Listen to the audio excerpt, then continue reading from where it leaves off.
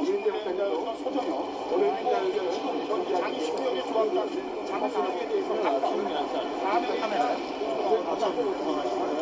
존경하는 국민 여러분, 또 사랑제일교회를 사랑하시는 애국 국민 여러분, 오늘 서울중앙경찰서에서 저희가 작년 2020년 11월 26일에 있었던 영도 집행 과정에서 청와대 부거금이 또 그 과정에서 경찰의 비호, 그 다음에 이런 재개발 촉진 과정에서의 서울시와 성북구청장의 범행, 특별히 북부지방법원 집행관과 또 이를 총괄사주했고 폭력을 유도하고 살인 미수하는 건설기계 관리법에 위반한 국회를 가지고 사람을 협박하고 있던 이런 여러 가지 범행에 대해서 오늘 고소를 하게 되었고, 이 고소에 따른 기자회견을 시작하도록 하겠습니다.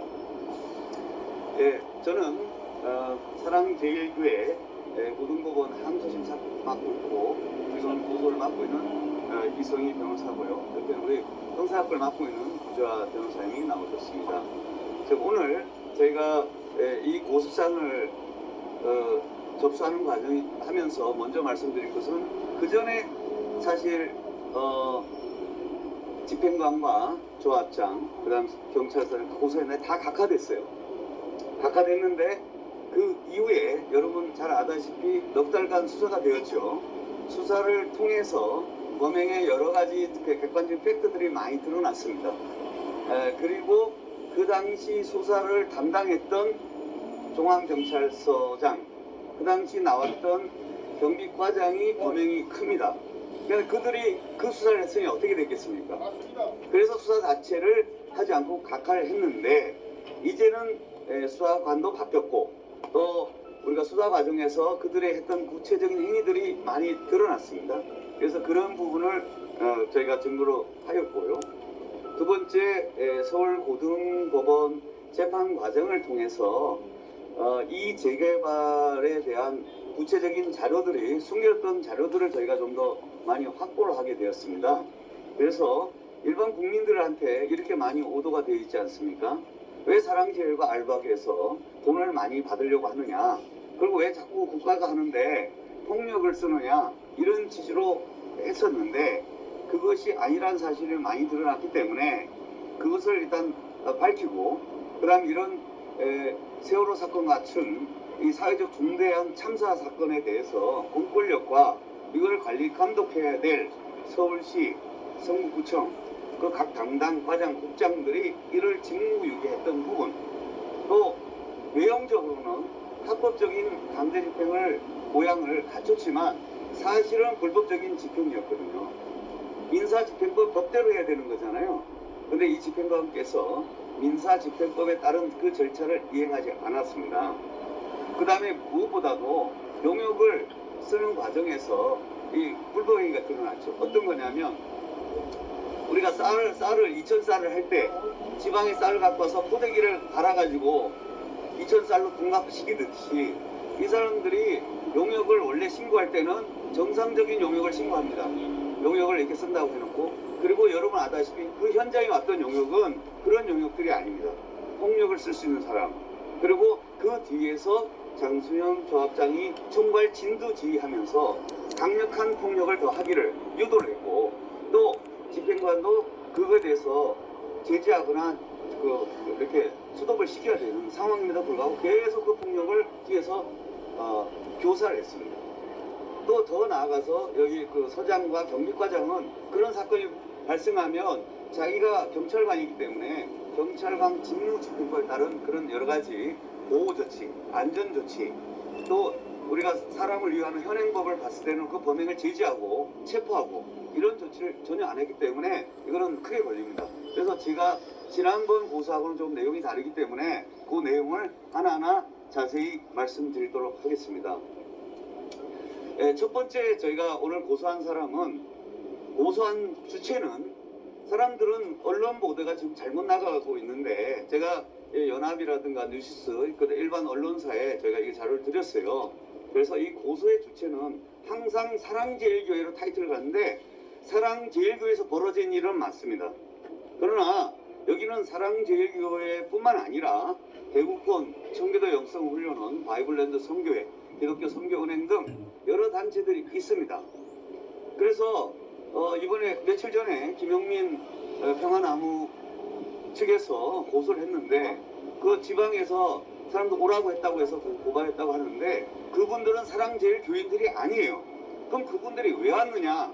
바로 청교도 영성훈련원 대구권 거기 회원들이었던 겁니다. 그래서 오늘 고소인들은 이 사랑제일교회를 비롯한 대한민국 바로세우기 국민운동본부, 청교도 영성훈련원, 바이블랜드 선교회, 기독교 선교은행, 기독자유당을 포함한 이 사랑제일교회 실제 점유했던 사람들, 그 사람에 대해서 폭력을 당했던 피해자들이 고소인이 되는 것입니다. 그러고 나서 이 고소를 한 첫 번째 주체는 서울시 2010년, 2020년 11월 26일 강도 명도 집행 당시에 있었던 서울특별시장 직무대행 서정혁과 서울특별시 도시재생국장을 먼저 고소를 하게 됐습니다. 그러면 이분들에 대한 고소 요지는 이렇습니다. 우리가 일반적으로 국민들이 잘 모르고 저희도 사실 잘 몰랐던 부분이 이겁니다. 원래 사랑제일교회 이 재개발이 통상의 경우 이제 지역에서 재개발돼 가지고 있고 거기에 우연히 교회가 있는 것처럼 얘기를 해서 보상가에 대한 문제가 있는 것처럼 다 알고 있었어요. 저희도 그렇게 알고 있었거든요. 그런데 이 사랑제일교회는 그런 방식이 되지 않았습니다. 사랑제일교회는 도시재정비에 관한 특별법이라고 하는 일명 도시재생법이라는 특별법이 있어요. 이 특별법에 따라서 2006년도에 여기가 지기 170만 평 일대가 지구 단위가 먼저 지정이 됩니다. 그러고 나서 당시 서울시장이었던 이명박 시장 시절에 이걸 개발하는 걸 지구 단위 지적하더라도 어떻게 개발할지를 극비리 설계를 하는 겁니다. 지금 LH 사건 같은 경우 그것을 미리 정보가 다 흘러버렸잖아요. 그래서 그 정보를 갖고 땅을 투기를 하고 난리가 나서 전국적으로 지금 난리가 났는데 그 당시에는 이런 식으로 하지 않았어요. 각 지역 교수들, 도시계획 전문가들 이분들을 산속에 모읍니다. 그래서 감금을 해요. 감금에 준하는 그런 핸드폰을 다 뺏어요. 그러고 나서 그냥 개인적인 정보가 새지 않은 상태에서 특별 어디 지역에서 해서 여기에 계획 도면을 그립니다. 그것이 뭐냐면 이 낙후된 지역을 어떻게 개발할 것인가. 그러니까 재정비 계획을 수립하게 된 겁니다. 그 수립하고 나서 그걸 발표를 안 하다가 2008년 3월 3일 날 서울시 관보를 통해서 즉시 공포를 하고 그때부터 효력을 바로 발생하도록 하는 겁니다. 그런데 이 그 180만 평에 대한 넓은 이 장이 전체 지역에서 일반 국민들이 잘 모르셨는데 사랑제일교회는 뒤늦게 들어온 교회가 아니고요. 이 그 돌고 지역 그 산 언덕 위에 사랑제일교회가 1953년에 처음 있었어요. 그 당시 아무 교육이 없고 여기 불황자 노숙인들이 있었고 6.25 직후에 정말 고아들이 많은 이 지역이 있었기 때문에 당시 영락교회 여선교부와 한경지 목사님께서 우리나라 최초로 거기다가 영락교회에서 만드는 교회가 이 사랑제일교회입니다. 장석교회. 그래서 그때부터 해서 교회 건물이 완성된 게 1973년도입니다. 그때만 해도 이 일대가 그렇게 또 많지가 않아요. 1973년 사진을 보더라도 이 교회는 교회 주위에는 나무나 이런 거 외에는 없었습니다. 그러다가 이제 서울시가 이제 전국적인 새마을 운동이 벌어지면서 전국에 사람들이 몰려오다 보니까 그 일대를 중심해서 그 사람들이 가건물 짓고 이렇게 살게 되었습니다. 그러다 보니까 여기가 계획적으로 체계적인 도시 계획이 된 것이 아니라 좀 무분별하게 되다 보니까 이것을 도시재정비 특별법에 따라서 시범지구로 지정하게 된 것입니다. 그러면서 그 계획을 잡는 과정에서 사랑제일교회는 종교적으로 또 역사적 서울시 문화사료적으로 중대한 불교, 천주교 이런 시설이기 때문에 이 종교구역에서는 그들이 하는 계획 도면 가운데서도 10-2 구역으로 면적을 아예 특정했습니다. 그래서 이 재정비 2008년 4월 3일 확정 고시된 서울시의 재정비 계획에 의하면 이미 10-2 사랑제일 그 현재 위치는 10-2 이후 종교비로 딱 특정돼 있었습니다. 그리고 나서 자, 이 180만 평을 하면서 공공적으로 하는 것보다 민간의 요구가 있을 것이고 지역의 특성별로 하는 것이 있기 때문에 그걸 하기 위해서 14구역을 다시 쪼갭니다. 그 쪼개는 과정에서 그 구역을 개발할 사람들을 자치적으로 해라. 그래서 재개발 조합을 2009년 5월에 뒤늦게 1년 후에 만듭니다. 그러면서 이 재정비 구역에 여러 종교시설이 또 누락된 종교시설이 많을 거 아니에요. 성당들이라는 예를 들면 1974년 80년 이후에 들어온 성당들, 사찰들 또 여러 종교단체에 대한 부분이 문제가 생기니까 이걸 사랑제일교회는 이미 50년이 넘었기 때문에 보호를 하지만 거기에 누락되는 종교시설을 특별 관리하기 위해서 2009년 9월 27일 재정비 구역을 부여하는 규정을 만든 게 종교시설 처리 방안이라는 조례에 준하는 그것이 나오게 된 겁니다. 그러니까 이것에 따라서 모든 도정비가 된다고 해서 발표를 했어요. 그런데 그리고 조합은 2013년도에 이제 그 사업 시행을 하게 됐는데 자 그러면 이 서울시나 성북구청에서 위임해서 이가 탑다운 방식입니다. 위에서 계획을 내려와서 성북구청에 위임해서 그래서 성북구청에서 구청이 잘하나 이리 관리 감독을 하는 방식으로 재개발이 돼야 되는 겁니다. 그런데 이런 집은 몇 군데가 안 돼요. 보통은 반대 방식이에요. 지역에서 재개발을 만들어 조합을 설립해서 구청에 하면 구청에서 아 우리 현장에 이런 문제가 있으니까 서울시 도시계획에 좀 반영해 주십시오 라고 하는 이런 방식으로 99%가 다 그런 방식이에요. 그런데 이 사랑제일교회에 속한 이 부는 반대 방식이에요. 그러다 보니까 성북구청이 제일 인허가 권한이 있잖아요. 사업시행 인허가, 그 다음에 관리처분 인허가를 할 때 관리 감독을 하게 돼 있고요. 지금까지 서울시는 지금 빠져 있었어요. 여러분들도 지금 보면 언론이나 이런 데서는 서울시나 서정엽 직무대행이라든가 도시재생국장에 대한 언급이 하나도 없었어요. 그런데 저희가 작년 고등법원 재판을 하고 행정법을 하는 과정에서 그간의 자료를 달라고 했는데 성북청은 자료를 안 줘요. 그 다음에 조합도 안 줘요. 그런데 서울시에서 저희가 문서 촉탁해서 받아본 결과 서울시 15가 있었어요. 그러니까 관보를 통해서 재정비 촉진 구역과 지형 도면을 보시한 그 일체 자료를 받게 되었어요. 그걸 보면서 이게 어떻게 된가를 법을 찾아보니까 아 이게 도심 재정비에 관한 특별법에 따라서 이게 됐구나를 좀 정확하게 알게 됐어요. 근데 거기에 보면 어떻게 되냐면 45조에 어떻게 되냐면 서울시와 성북구청은 이 재정비 계획에 따라서 잘 되는가를 관리 감독할 의무가 있어요. 그걸 안 하게 되면 어떻게 해야 돼요? 인가를 취소하겠다고 해야 되죠. 그런데 이 사랑제일교회가 최초 종교 10-1이 바로 지금 곧 아파트 짓겠다는 그 지역입니다. 이 지역에 재개발 조합이 하면서 자기들이 재개발 촉진구역에는 특례를 받아요. 뭐냐? 우리가 말하는 층고를 높여 주는 거예요. 왜냐하면 이들이 여기서 많은 아파트 수익을 내서 경찰서, 학교, 그 다음에 여러 청사들을 만들어라. 그러니까 우리가 대신 뭘 해주겠다는 거예요. 대신 용적률이나 이런 걸 높여주겠다는 것이 재정비 특별법에 따른 특혜예요. 그걸 하기 위해서 그러면 거기에 뭐가 들어가냐면 10-2 구역에 해당되는 사랑제일교회 역시 자기들 돈을 하는 게 아니에요. 자기들 특례 받는 그 면적에서 나온 수익을 가지고 하도록 하는 것 뿐이에요.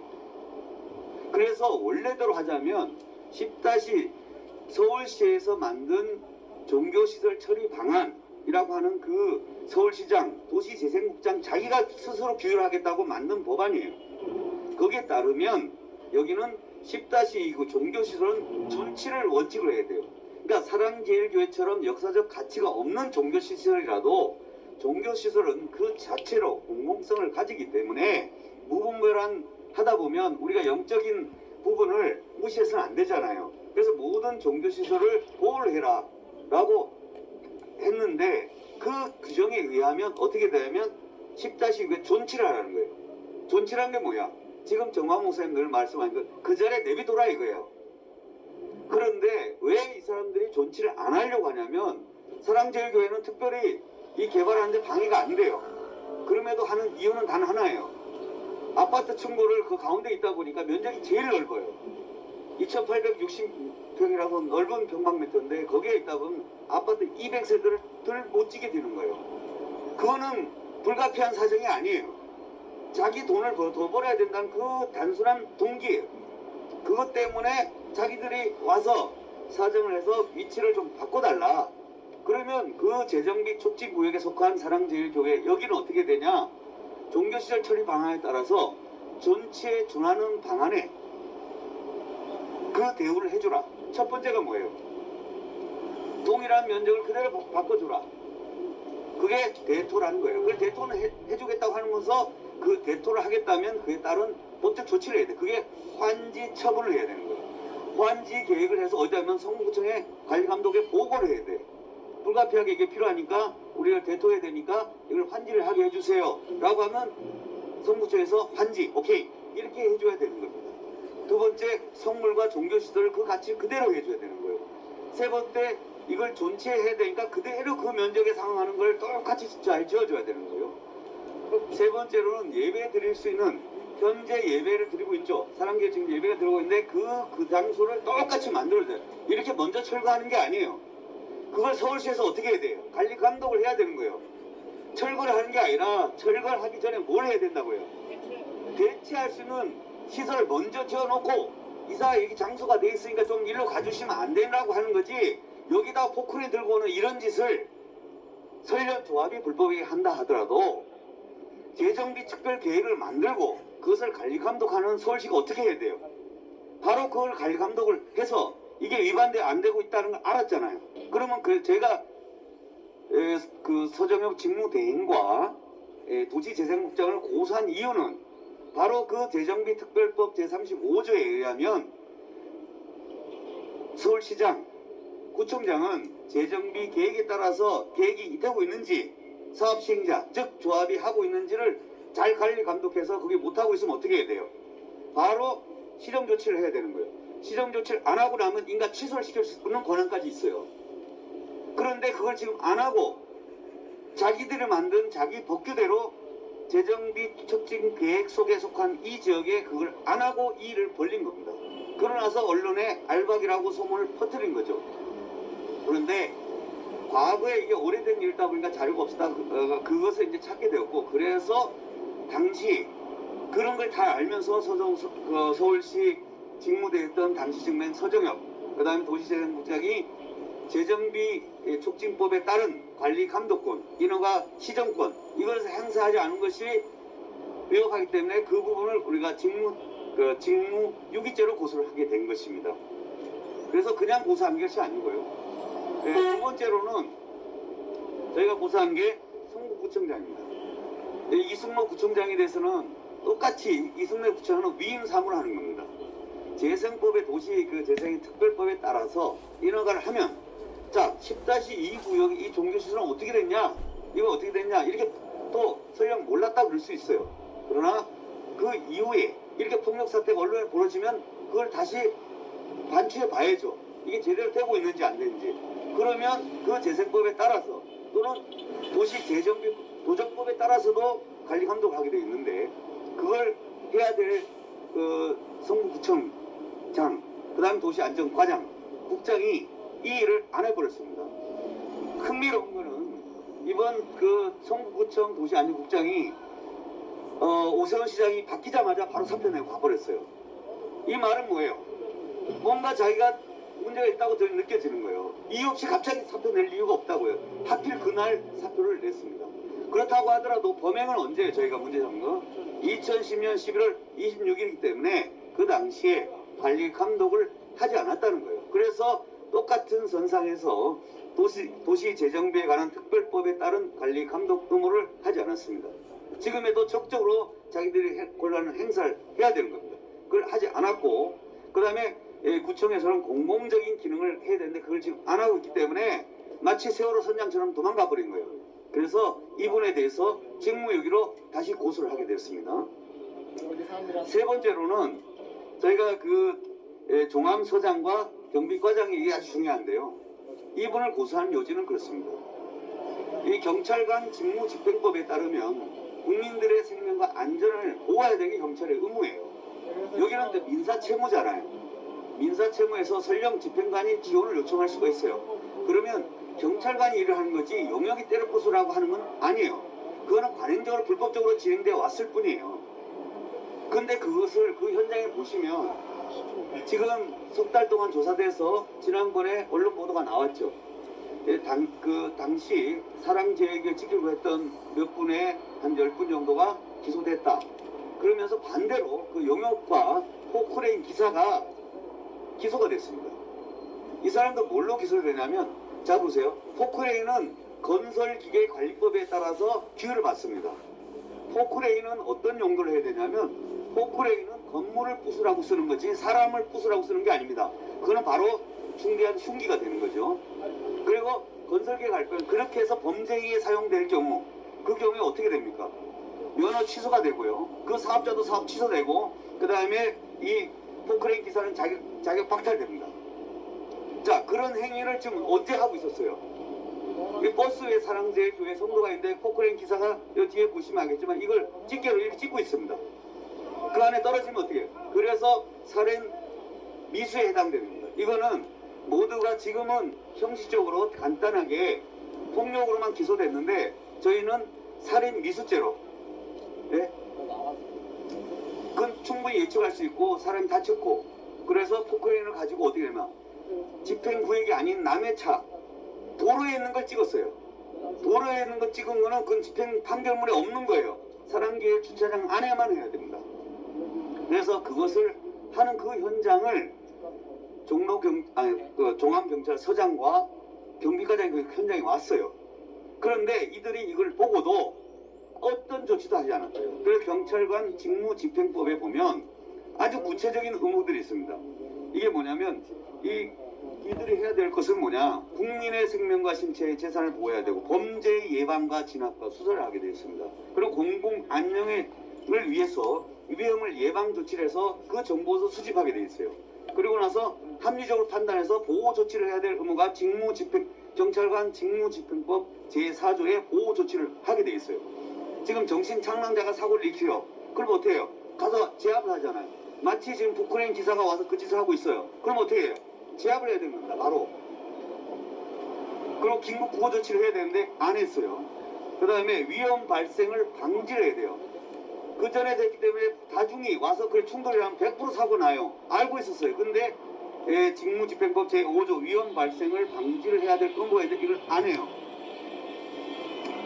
그 다음에 범죄의 예방, 살인 미수에 해당 그 범행을 했으면 예방과 제지를 해야 되는데 그걸 하지 않아요. 그래서 관계인은 필요한 경고를 해야 돼요. 우리가 방역법 여기 몇 명 하면 맨날 마이크 들고 하잖아요. 그거는 경고를 하죠. 근데 더 중대한 사람을 다치고 하는 거기에도 어떻게 해요? 경고 조치를 안 한 거예요. 그래서 여기 보면 제6조에 보면 관계인에게 필요한 경고를 하고 그 행위로 해서 생명, 신체에 위해를 끼치거나 재산에는 긴급한 그 행위를 제지해야 되는데 제지를 안 했어요. 그래서 경찰관 직무집행법 제6조 위반을 했습니다. 그 다음에 제7조 위험한 그 장비를 갖고 왔어요. 특히나 포크레인은 북부지방법 집행관도 허가를 안 한 장비예요.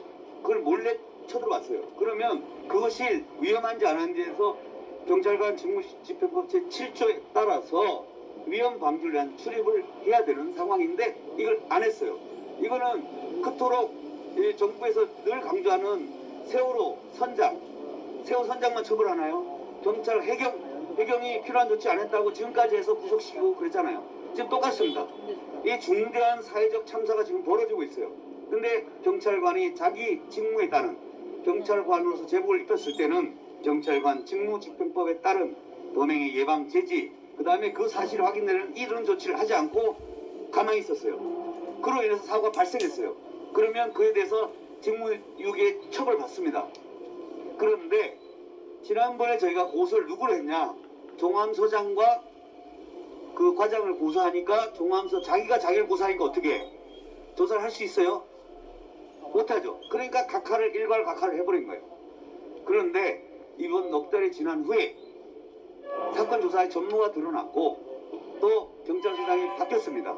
그 다음에 경비과장도 인사 조치가 돼서 바뀌었습니다. 그렇기 때문에 자기가 당사자가 아니기 때문에 다른 지역으로 갔지만 그 당시 2010년 12월 26일 범행 현장에서 직무를 했던 마치 세월호 선장과 같이 현장을 눈을 감고 어떤 조치를 안 했던 중앙경찰서장 그 다음 경비과장을 저희가 직무유기로 고소하게 됩니다. 이거는 법에 의무가 있는 행위이기 때문에 안 했기 때문에 처벌될 겁니다. 그 다음에 제일 중요한 거는 북부지방관 집행관입니다. 이 집행관은 이 사람은 어떤 조치를 해야 되냐면 민사 집행을 하는 겁니다. 이건 대인적 집행이에요. 안 되면 어떻게 손해배상하면 돼요. 당신 때문에 내가 손해배상 이거 안 나가면서 내가 계속 손해가 봤으니까 그걸 하라는 거지. 그래서 그 집행관은 그걸 하게 되는 거예요. 그걸 하는 과정에서 인력이 부족하면 보조 인력을 좀 더 쓰는 것 뿐이야. 그런데 이 사람은 첫 번째 어떻게 했냐? 밤에 와서 여기 채무자라고 하는 사람이 점유자들 상대해서 자기 신분을 제시하면서 집행 개시 선언을 했는데 그걸 안 했어요. 그냥 그 현장은 유튜브에 다 남아있죠. 어떻겠습니까? 밤에 그냥 용역이 6.25 남침하듯이 그냥 남침을 한 거예요. 그렇게 하면 안 됩니다. 전쟁을 한다도 내가 전쟁을 개시한다고 선언하고 하는 겁니다. 그러면 여기 있는 사람들이 어떻게 되냐? 여기 있는 현장 점유자들이 사랑제일교회 물건에 대해서만 하는 거예요. 사랑제일교인이 아닌 자들, 특별히 도로에 있는 거 있지 않습니까? 도로는 이 판결문 대상이 아니야. 근데 멀쩡한 도로에 있는 자동차에 포크레인을 찍었어요. 이렇게 하면 안 되는 겁니다. 그거 자체가 범행입니다. 그러니까 직권남용하는 행위죠. 그건 나중에 구체적인 행위들을 하나하나 다 따지게 될 건데 그걸 안 했어요. 그 다음에 중요한 거는 이들이 부패행을 하는 걸 봤을 때는 이 불법적인 집행이 됐으면 집행조서에서 불법이 일어났다고 그대로 기재해야 되는데 공모서를 허위로 작성하면 안 돼요. 그런데 이 사람이 집행조서를 합법적인 한 것처럼 조서를 만든 걸 뭐냐면 허위 공모서 작성 때입니다.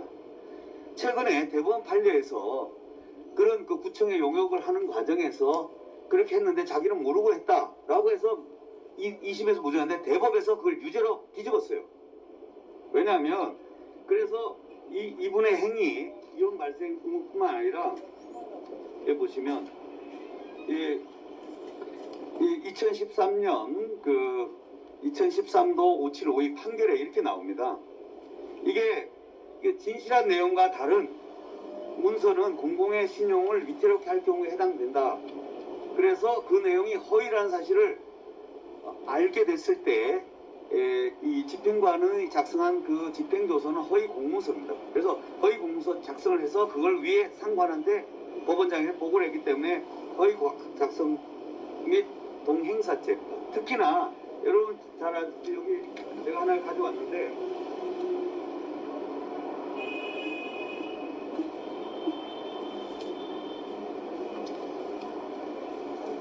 자 보시면 이 집행관들이 용역을 구성할 때 민간인을 뽑았을 때 이렇게 보면 여기에 옷을 조끼를 하나 입힙니다.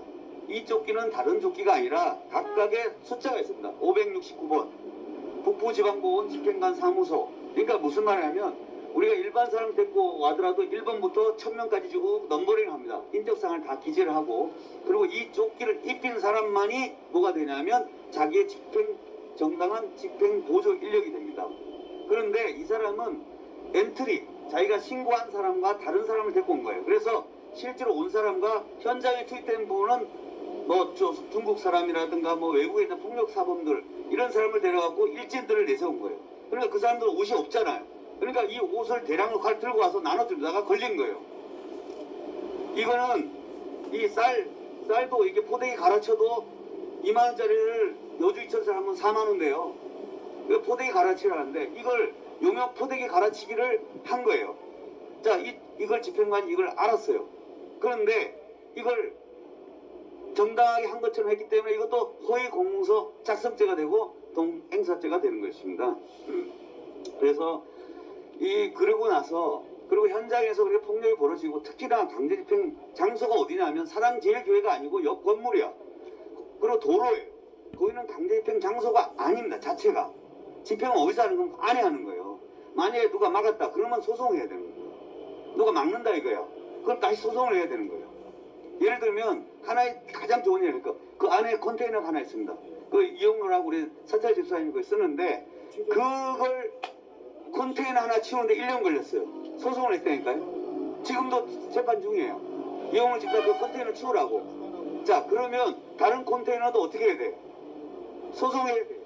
누가 있는지 확인해서 그 사람 나가달라고 해야 돼. 근데 그 장소는 어디야? 도로야. 도로면 어떻게 해? 다른 소송을 해야 되는 거예요. 그런데 자기가 무슨 권리 와서 포크레인을 갖고 막 찍고 이러냐고요. 우리가 구청에서 어느 장소에 보면 차량이 방치되어 있어요. 공공주차량이. 구청 공차. 그래도 못 드러냅니다. 그냥 뭐라고 해요? 과태료만 부과하는 거예요. 빨리 치워라. 그래 먼지가 1년 이에 쌓여있는 이유가 뭐야? 소송을 해야 되기 때문에. 그래서 이런 조치를 안 하고 북부지방집행관이 이걸 했습니다. 그래서 이 북부지방집행관은 민사집행법에 따른 집행 절차를 위반했고요. 그 다음에 그 집행조서를 작성하는 과정에서 객관적 사실과 다른 사실을 알면서 허위 내용을 기대해서 마치 이게 정당한 집행인 것처럼 하는 문서를 만들고 이것을 보고했기 때문에 허위 공문서 작성 및 동행사죄가 됩니다. 그래서 오늘 고소를 하게 되면 민사집행법에 따르면 이걸 보면 반드시 보고하게 되어 있습니다. 그 다음에 세 번째로는 이 모든 사건의 주범이 누구예요? 장수영 조합장입니다. 그날 장수영 조합장은 이걸 하려면 장수영 조합장도 각하를 해버렸지만 이 모든 폭력 사건과 이걸 하는 모든 과정에 장수영 조합장이 일을 했습니다. 자기가 해야 되면 자기는 뭘 하면 돼요? 법대로 하면 돼요. 자기가 아니잖아요. 안 되면 배상 책임 물리면 되죠. 그럼에도 불구하고 이 사람은 폭력을 하도록 했고 북부지방부 집행관에서는 포크레인 허가를 안 했어.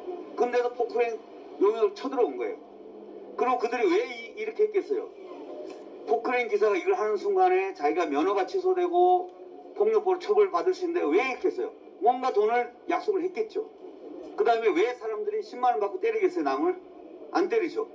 왜냐하면 뭔가 용역을 준 거예요. 그래서 이 장수영과 집행관은 이러한 그 포크레인을 통한 살인 미수 행위, 이걸 교사 방조한 행위, 그 다음에 벽돌을 던지도록 한 행위, 그 다음에 불법 용역은 경찰관이 수배하지 않습니다. 이거는 장수영 조합장이 수배해온 사람이에요. 이 사람에 대해서 돈은 일반 돈을 줘서는 그런 범죄를 안 해요. 범행의 대가는 큽니다. 그래서 큰 돈을 반드시 집행했을 겁니다. 그래서 이 장수영의 모든 계좌, 조합에서 지출된 내역, 그 다음에 그 당시 핸드폰과 카드에 포렌식을 해서 이 사회적 참사를 하는 그거에 대해서 조사를 해야 됩니다. 그래서 종로경찰서에서 지금도 세월호 지금 진상조사 규명하듯이 이 사회적 참사인 종교세를 탄압하려고 한 그 배후 세력, 여기에 가담했던 모든 행위, 어제 그제 김영민 평화나무 이사장이 고발을 했죠. 고발 내용이 참 고마워요. 그 내용이 뭐냐? 목사님이 설교 중에 뭐라고 하는가요? 여러분 권사님들 누가 떠들면 어떻게 해요? 발가락 좀 깨물어 주세요 그랬어요. 자, 발가락 깨물어 달라는 걸 특수공무집행 방해 교사죄라는 거예요. 아니 그 고소 내용이 딱 그거예요. 자, 그런데 감사한 게도 조합이 집행을 못했는데 왜 김용민 이사장이 튀어나오죠? 뭔가 관련이 있거나 반대로 장수영 조합장이 돈을 주거나 청탁을 했을 가능성이 높다고 보여집니다. 합리적 의심이 가는 거죠. 왜냐하면 그게 고소거리가 안 되거든. 손가락 깨물어, 뭐 발가락 깨물어서 깨무는 사람이 하나도 없어. 그 다음에 이런 폭력 사태로 인해서 대법원에서 예규 자체를 바꿔요. 집행관과 어떻게 하냐? 첫 번째 먼저 현황 조사 의무를 부과합니다. 거기 누가 있는지 조사를 해야 됩니다. 그 다음에 노약자에서는 특별 보호 조치를 하도록 되어 있어요. 그래서 노약자가 다치지 않다는데 그때 폭력배가 어떻게 했냐면 예배 장소에 들어가서 강제로 끌고 나왔어요. 이런 행위라 대인적 처분을 할 수가 없어요. 대물적 처분을 하는 겁니다. 그런데 예규가 4월 1일자로 시행이 됐습니다. 시행됐다는 건 우리는 다행이지만 반대로 그만큼 11월 26일달 명도 집행이 너무나 폭력적이고 불법적인 거에 드러나 버린 것입니다. 그래서 어제 그제 고발한 것처럼 저희는 이 사건을 병합해서 한꺼번에 김용민 이사장이 하게 된 것까지 다 묶어서 돈을 지출한 내역 이런 거 전부 다 조사를 해서 이 사건의 진상의 규명이 됐으면 좋겠고 무엇보다도 도심지 재정비 특별법에 따라 했을 때 성북구청에 잘못된 걸 한 가지만 더 지적하겠습니다. 원래 계획에 의하면 여기 안에 200대만 주차장을 넣게 돼 있어요. 그런데 이 기회의 틈을 타가지고 성북구청에서는 그 지하에다가 자기 공돈으로 주차장을 막 넣고 싶은 거야. 그러니까 어떻게 해요? 자기가 원하는 걸 했으니까 반대로 조합에서 원하는 걸 눈을 감아주는 형식이 돼버린 거예요. 그렇게 악용하면 안 된다는 거예요. 행정권이라는 거예요. 물론 이게 전반적으로 그러다 보니까 자기 감독을 해야 될 의무를 제대로 하지 않았던 것입니다. 그래서 오늘 고소는 작년 11월 26일 명도 집행으로 해서 고소를 했었지만 당시 종암서장과 경비과장이 이걸 각하해버리고 조사를 안 했는데 그 이후에 새로운 증거들이 드러났죠. 포크레인 기사가 폭력을 했다는 게 드러났고, 그러면 폭력을 했으면 그 사람이 왜 했겠어요? 사주한, 집행관, 관리감독관, 그 다음에 나가서 그 장소연 조합장, 이에 대한 문제가 드러났기 때문에, 그래서 오늘의 고소의 요지는, 그래서 제가 이렇게 오늘 고소를 하게 됐습니다. 그래서 고소인은 안예수교 장로의 사랑제일교회, 대한민국 바로세우기 국민운동본부, 청교도 영성훈련원, 바이블랜드 선교회, 그 다음 역선교은행이 되고요. 피고소인은 당시 강제입행 당시에 서정 직무대행이 그 인가조치를 자기가 해야 되면 그 사건에 이런 사태가 안 벌어집니다. 그리고 도시재생국장은 서울시에 2009년 5월 27일 종교시설 처리 방안에 따라서 이걸 하는지 안 하는지를 자기가 관리 감독을 안 했어요. 그래서 직무유기. 성북시장 이승로는 똑같이 재정비 특별법에 따른 관리 감독 의무를 재정비 계획에 따라 이루어지지 않음에도 불구하고 자기의 주차장과 여러 가지 특혜를 보는 것을 기화로 관리 감독을 무기했습니다. 특히나 여기다 플러스 이승로 구청장은 별도 고소가 하나 더 들어갑니다. 여러분 잘 아시다시피 작년 8.15 광화문 집회 당시에 정화 목사님 집회를 연단에 올라가고 10분 연설하고 집으로 왔습니다. 그런데 뭐라고 떠들었냐? 허위 사실을 유포했습니다. 뭐냐면 지금 정화 목사님 도주해서 지금 잡으러 다니고 있다는 거예요. 그래서 그거는 별도로 허위 사실을 유포한 명예훼손죄로 따로 고소할 겁니다. 여기는 이 명도집행 관리 때문에 이건 따로 추가 고소가 될 것 같습니다. 그 다음에 성구청 도시안전국장과 도시안전과장, 그 다음에 무엇보다도 이 종암경찰서는 지금 이 종암경찰서 사장과 과장은 교체됐습니다. 그래서 2020년 11월 26일 사랑교회 3차 명도 집행 당시에 경찰관 직무집행법을 위반해서 세월호 선장과 같이 사회적 참사에 대해서 모든 의무를 이행하지 아니한 종로경찰서 서장, 당시 경비국장, 경비과장을 저희가 직무유기를 고소하게 됐습니다. 그 다음에 아까 마지막으로 집행관을 고소하고, 그 다음에 이 모든 사건의 총괄 진두지휘고 폭력을 더 강력하게 사주하고 했던 장수영까지 포함해서 이걸 공범으로 저희가 살인미수 및 폭력행위 등 처벌에 관한 법률 위반, 직무이의, 허위공소 작성 및 동행사 등으로 고소를 하게 될 것입니다. 네, 지금 시간이 지금 몇 분인데 30분. 지금 아직 조금 시간 여유가 있으니까 제가 사실은 이 사건을 하면서 여기도 유튜브도 많이 있고 연합이라든가 뉴시스, 그 다음에 이데일리, 이런 중요한 언론사들한테는 제가 자료를 다 드렸습니다. 그래서 그분들 충분히 이해하고 있습니다. 그런데 이 내용을 모르는 MBC, KBS는 이런 내용을 모르잖아. 그러니까 단답으로 늘 쓰는 게 뭐예요? 567억, 늘 이게 액면가로 알박이 567억, 이건 전혀 안 맞는 얘기예요. 조합의 불변이 이런 사태가 벌어지면 그것이 알고 싶다가 만들어지든가, 추적 60분이 만들어지든가, 이 왜 이런 일이 벌어지는가, 왜 사람들이 모였는가, 이걸 해야 되는데 그걸 하지 않고 엉뚱한 주장을 계속 하고 있는 거예요.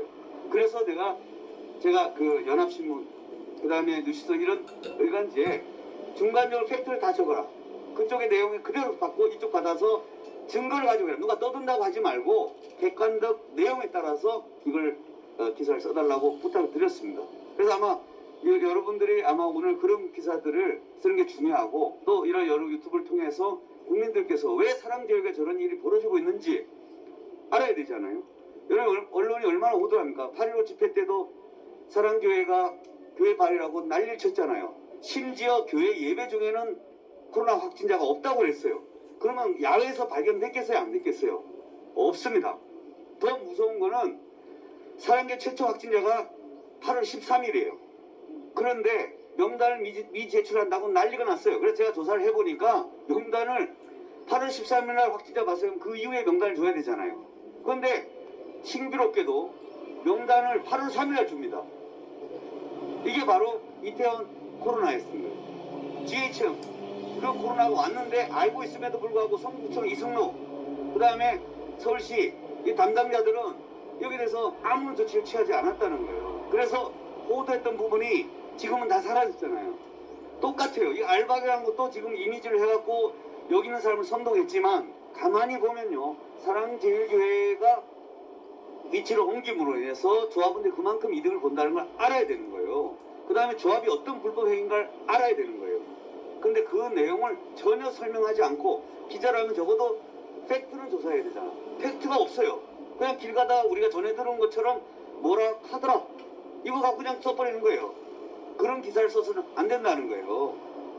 그리고 전부 다 30명이 사랑제일교회 관계자처럼 보도를 내면 안 되죠.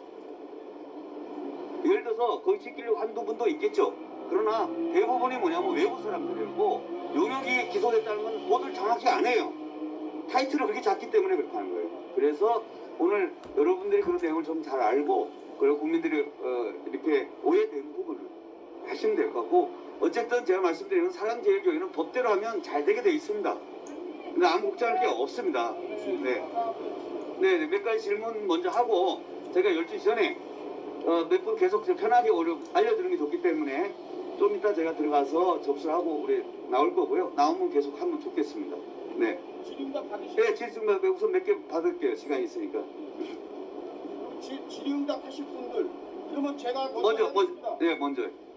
지금 특별히 여기 보면은 지자체장들이 포함된 주요 공직자들을 상대로 한 이 고소건인데요. 네. 특별히 중앙경찰서를 선택한 특별한 사정이, 예를 들자면 서울경찰청이라든가 네. 경찰청의 국수본이 지금 네. 발효가 되고 있어서 네. 국가수사본부에서 수사를 하고 네. 부방할 것 같은데, 또 네. 하나 우리 시민단체 애국자팀에서도 이와 같은 사람들에 국한돼서 저희가 고발을 한 적이 있습니다. 네. 그런데 좀 전에 이성희 변호사님 말씀하신 대로 용역업체 대표만 검찰에 송치가 됐어요. 저희가 네. 고발해서. 그 외에 지금 문제가 되고 있는 중앙경찰서장 박진남 총경은 각하가 있단 말이에요. 그런데 네. 그 내용을 들어보면 익히 이해가 갑니다. 네. 본인이 아전인수격으로 다시 수사를 안 하겠죠. 네. 그렇다라고 한다면 더더군다나 다른 사람들에 비해서 중앙경찰서장이나 경비과장에 대해서는 네.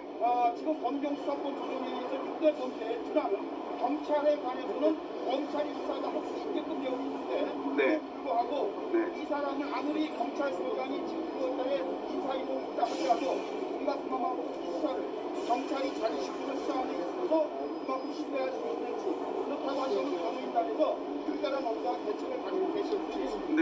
여러 가지 특별히 중앙경찰서에 수사를 하게 된, 조사를 하게 된, 문의를 하게 된 특별한 사정이 있는지. 첫 번째 여기가 일단 범행지 기준을 바꿉니다. 범행지를 기준. 저희가 서울시장 서정혁 도시대생국장 이렇게 하다 보면 자기들이 점점 핑퐁을 칠 가능성이 있어요. 그런데 여기가 범행지가 2020년 11월 26일 날 사랑제일교회 현장이에요. 그래서 조합이 여기가 있어요. 그 다음에 종합경찰서 서장과 과장이 여기서 출동을 했어요. 그리고 모든 자료는 남아 있습니다. 상황 당직자이기 때문에. 그런데 지금 현재 그 서장과 과장은 바뀐 걸로 알고 있습니다. 그렇기 때문에 자기 바뀐 사람일지라도 여기서 고소를 하게 되면 충분히 되리라고 보고 있습니다.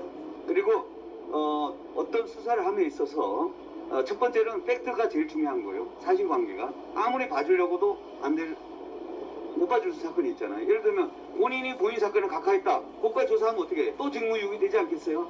직권남용 되지 않겠어요?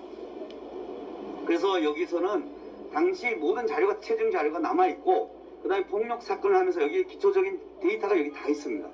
그래서 이 종합경찰서에 고소를 하고, 저희가 하는 것은 객관적 증거 자료를 근거로 또 근거 법령을 따라서 하는 거기 때문에 그걸 가지고 종합경찰서에 하는 것이 신속하게 빨리 좀 처리할 수 있겠다. 무엇보다도 더불어서 이 종합경찰서에 지금 정광 목사님 고소한 사건도 여기 와 있어요. 그러니까 이 사건 중요 사건이니까 싹 몰아서 한꺼번에 했으면 좋겠다. 그리고 그 평화나무 김용민 이분이 이거 한 그 과정의 배후까지 같이 조사했으면 좋겠다. 이런 게 있습니다. 저희가 정한 목사님 공직선거법을 하다 보니까 어떤 흥미로운 게 있냐면 이게 그 김용민 이분이 이렇게 평화나무에서 공직선거로 목사님을 딱 고소장을 넣잖아요. 넣기 당일부터 경찰이 야간 조사를 시작합니다. 우리가 고소장을 줬다고 바로 당일부터 조사하나요? 안 하죠. 그건 그렇게 합니다. 그리고 녹취록도 경찰이 다 알아서 돈을 들어서 다 풀어줘요. 이런 경우는 없어요. 그래서 뭔가 뭐 보이지 않는 손이 있다는 건 저희가 알고 있어요. 그렇기 때문에 이 사건에 대해서 포괄적으로 종합서에서 하는 게 도움이 되지 않을까 생각해서 여기를 하게 됐습니다. 네, 일단 좀 자세한 거는 좀 더 상담하고 제가 접수하고 오겠습니다. 하고 나서 그 여러분의 의문점들이 많으실 거예요. 아마 그거에 대해서는 계속적으로 좀 더 설명을 드리도록 하겠습니다. 네.